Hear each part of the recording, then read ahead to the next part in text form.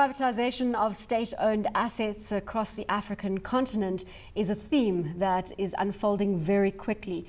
At the moment, Ethiopia's railway system is currently being reviewed, and one of the solutions being tabled is privatization of these assets. Let's take a look.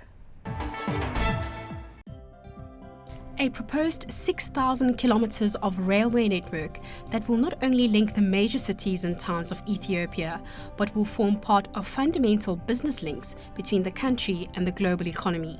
There's a lot of discussion about why we need infrastructure, because we can't build infrastructure for the sake of building infrastructure. And what has come out is that Africa needs to industrialize so that we can trade amongst ourselves, we can exchange commodities and trap capital on the African continent. Like most African nations, the lack of infrastructure poses grave economic challenges. And in a bid to pull the regions towards market integration, the Ethiopian government has invested in projects, including roads, dams and railways to be completed by 2015. The total construction of the railway line is estimated to cost just under $10 billion. And although financing may present a speed bump, economic experts are saying that the government can fund the development. This through the privatization of its 5 biggest enterprises, namely Ethiopian Airlines, Shipping, Telecommunications, Insurance Corporation, and the Commercial Bank of Ethiopia. Revenue from the sale of the 5 entities could add up to $7.7 billion, whilst further privatization of the 81 state-owned enterprises could generate a further $9.6 billion. According to the World Bank, the African continent has an annual infrastructure deficit of $90 billion, and aiming to close this gap, Ethiopia has already accepted just over $120 million in bids for the privatization of 7 of its state-owned entities. And the state-dominated country will be selling off approximately 40 state enterprises over the next few years. We can look for ways of combining private sector financing, public sources, to close this gap of 90 billion. Yeah. It is not so much the lack of capital. Raising 90 billion in today's world is plain vanilla. Sure. But there must be proper structure and frameworks for it. Studies have shown that the sale of state enterprises can stimulate foreign direct investment, such as in the case of the Chinese state-owned company that will roll out 339 kilometers of railway between Addis Ababa and the Red Sea state of Djibouti. Although the income stream that can be derived from privatization is evident, there are some criticisms to adopting this policy. Some of the main concerns expressed by experts are the transfer of national assets to foreign ownership, increased costs incurred from privatized service providers, for example, fees derived from banking operations, and the discontinuation of unprofitable parts of businesses, which may have provided a much-needed service. While the IMF has projected Ethiopia's growth rate at a conservative 7.5% and 5.5% for 2012 and 2013 respectively, Ethiopia is projecting a more optimistic GDP growth rate of more than 11% by 2014. Based mainly on transformation through its infrastructure projects, it seems that the Horn of Africa could very well be at the helm of an economic takeoff. Still with me in studio, Martyn Davies. He is the CEO of Frontier Advisory, and joining us for the second half of the show, Pete Sabola, Head of Capital Markets at PRASA. Gentlemen, thanks very much for your time. Well, looking at this theme in terms of the privatization of state-owned assets, and in particular, we talk about the railway line here in Ethiopia is a key focal point for investors at the moment. Perhaps, Pete, we can bring you in terms of whether this is a good idea and the opportunities that it presents for investors. Thanks for that. It's always an opportune moment not to ever crowd out private investment where there are obviously opportunities to come in for private participation in the rail sector, any other parts of the market. You can safely have that. But of course, if you take the rail environment into account in this case, you have to ensure 2 things. Of course, there are issues around market failures and whatever the case might be. But for a country to consider those, you have to be careful. And in this case, in the Ethiopian space, you have to look into 2 things. Of course, you have to introduce the efficiencies that will by default come with the private participation in your investment. But most importantly, make sure that whenever you have a rollout of this rail transportation, it ought to be as cheap as possible. And that is why you'll have a fair amount of government participation in making sure that the cost is as effective as it can ever be. Because if the cost push up, then it's going to create some problems over time, over a period ahead. What are your thoughts, Martyn, given that this is a trend that we're seeing unfold furiously across the African continent? I think, let me just try and link it, the Ethiopian case, to ours now. We call it the developmental state in this country. Perhaps the Ethiopians would call it an assertive state sort of model. Post-2008, post sort of Western financial crisis, questioning of Bretton Woods, market liberalism, if you will. I think I recognize there's an increasing tendency to states to become more assertive, more interventionist, and particularly seeking more ownership and control of economies in our region. Near the top of the list is Ethiopia, undoubtedly, which is trying to pursue some sort of China model to an extent. Very gradual liberalization, very worried about liberalizing or joining the East African community, fearing Kenyan competition coming in, wiping out nascent Ethiopian enterprise. But Ethiopia is, far way behind South Africa in this sense. In South Africa's case, and you mentioned it, is the notion of crowding out competition. It's not a question of who owns the asset. It's ultimately how one manages the competitive forces. That asset efficiency, can be used. competitive forces around it. I mean, that's the Singaporean model ultimately, where you can have a state enterprise, but you also at the same time have efficiency and ultimately consumer friendly. I read a recent report, and this is no big example, this from Bloomberg last year, looking at the cost of wharfage of container vessels coming to Durban Harbour. Durban, I think, was ranked in 2010 number 46 in the world in terms of busiest ports.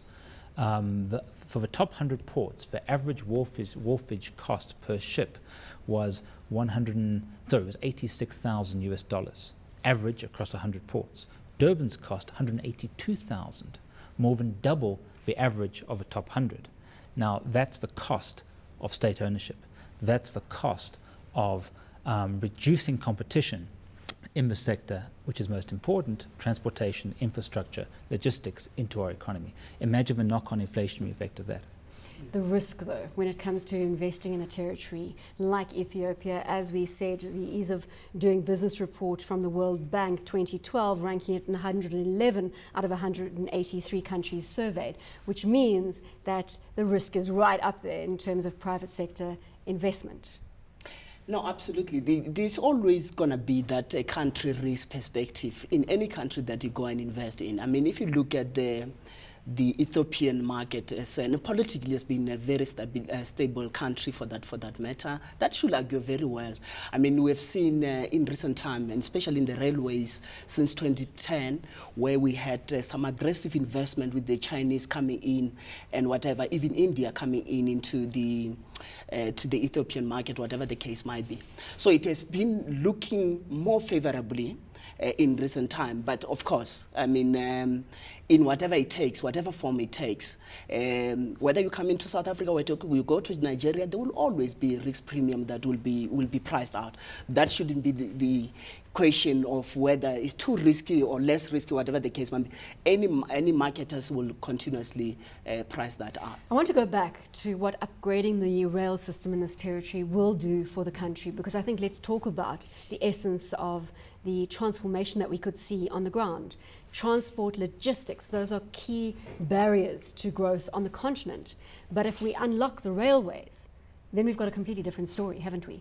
Absolutely. I mean, if you look at the Ethiopia as it stands, it's got a very limited rail network as it stands. And like I said, I mean, we've seen in 2010 where they've announced for the first time to extend to about 5,000 kilometer rail network, which it argues very well in terms of any economy, because you really need an efficient public transport. And of course, that is cost competitive at any given time, so that either on the passenger side or whatever on the freight side, that is most important. And I think if this project can be implemented within time, budget, it will certainly argue very well for Ethiopia economy in years ahead. Martyn, what examples are we seeing of successful privatization? I know in 2011 some 20 companies were privatized in Ethiopia. Has that been successful, or is it too early to say? I think it's early to say. You're seeing it quite a bit in the oil or the energy sector. Southwest Energy, for example, was also mentioned in the Economist magazine recently. I think with a lot of companies waiting to deploy capital, telecommunications, for example. John mentioned earlier about, they literally switched on the BlackBerry data cell phone service for a week whilst the World Economic Forum crowd was in town. The last function at the web finished at 6:30 p.m. 7 p.m. it was switched off once again, and we were back in the dark, so to speak. So I think a lot of it's still early to tell, but a country like Ethiopia certainly has to. It's a question of at what pace. But again, this is a state that does not, that seeks to maintain control. Exactly. I mean, there's a prohibition so. to investment in banking, in foreign investment in banking and insurance and investment, so to say. Not too dissimilar from China at all. That's what Melis now is doing. He was in China last October.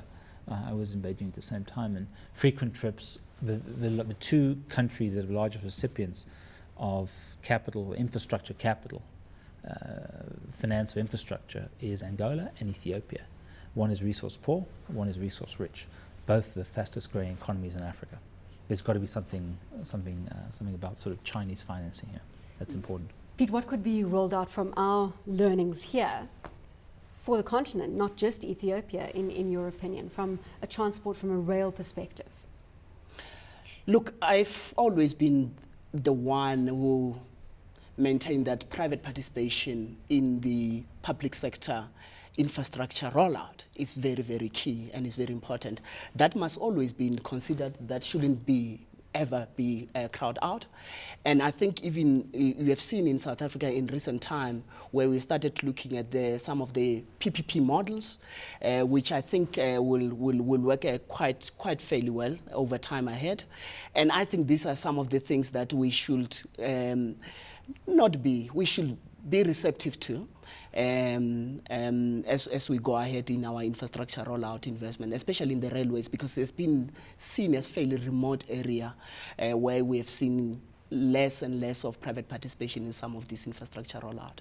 It's going to be a balancing act for the government, isn't it, in terms of meeting its own needs and then allowing the country to embrace private investment. Is it something that is going to take years and years to roll out, or are we now going to see it fast-tracked? I think in certain sectors, FMCG, for example, recently Heineken, Diageo making big acquisitions into Ethiopia. I even spent, after a forum, a few days up country, up northern Ethiopia, and every small little poverty-stricken village we went to is Coca-Cola being sold everywhere. I think in 85 million potential consumers, obviously at the base of the pyramid. So you're seeing FMCG move on the ground? That's definitely happening. I think in terms of telecoms, the government was liberalising a great deal until Tunisia happened, Arab Spring, and then sort of pulled it back quite a bit. So I think in more strategically sensitive, politically sensitive sectors, telecoms for one, maybe. What about the energy sector? That's a big theme. Well, I mentioned oil and gas already, sort of still. So that obviously starting to happen, is in but Ethiopia is a relatively resource-poor country, relatively speaking, compared to its neighbours. And coming back to the infrastructure side, it's geostrategic. I don't think the Ethiopian government wants to be dependent on the East African community, and particularly the Kenyans, in terms of infrastructure. And because of the loss of Eritrea in 1993, is the port access through Djibouti. So I think the rail liberalisation I think that'll happen undoubtedly. There's a strong geopolitical, geostrategic component to this as well. How long do you think it'll take for that rail liberalisation to roll out? I know I'm asking you gentlemen to look at your crystal balls and say, give me a timeline. I sound as though I'm trying to get market information from you. But it's going to happen. Next 5 years, is that realistic that we'll see the project of rail liberalisation complete? Look, certainly, I don't see anything. I mean, for as long as people are aggressive, are focused, it's certainly achievable within the 5 years. But of course, you'll always have some dynamics, especially when you're talking some of these major investment programs. It can take longer. It can be within the time frame that is obviously given. I wouldn't be sitting here and say, well, it's not going to happen, or well, it's certainly going to happen. But I'm optimistic. It can happen. 5 years? Is that unrealistic? I don't think we can put time periods to this. I think it's rather dependent on the Ethiopian government being able to build capable institutions that can be part of that liberalisation by maintaining strong equity positions in those assets. I don't think that time has come yet. Whether it's, but I think at the same time the pressure is for Ethiopia to continue to maintain, perhaps, as you alluded to earlier, a double-digit growth rate. That force of liberalisation, or at least partial market entry rather, I wouldn't use the word privatization, but partial market entry must continue. Martyn, thanks so much. Pete, appreciate your time. We've come to the end of this week's edition of Invest Africa. We'll be back again at the same time next week. Until then, from me, Bronwyn Nielsen, and my guests, it's goodbye.